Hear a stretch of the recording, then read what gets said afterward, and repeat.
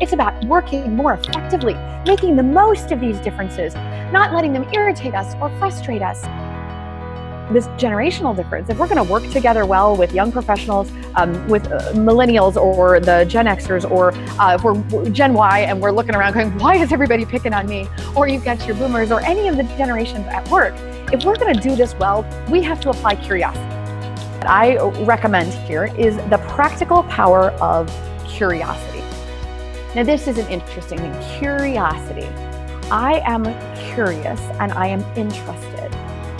So often we get gaps in generations because we're simply not interested.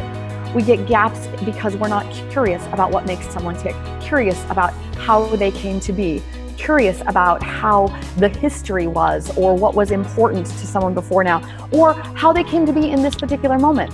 Instead of stopping to listen, and that's how we demonstrate curiosity, right? We listen to someone else, but instead of doing that, we automatically jump to our own conclusions. Help me understand. When you focus your attention on the person, you can ask a question about that person and that moment. And remind yourself to use words that validate their perspective or what generations are at your place of work. But if you find yourself working with someone in a different generation, ask them a question and lean in until you understand the answer.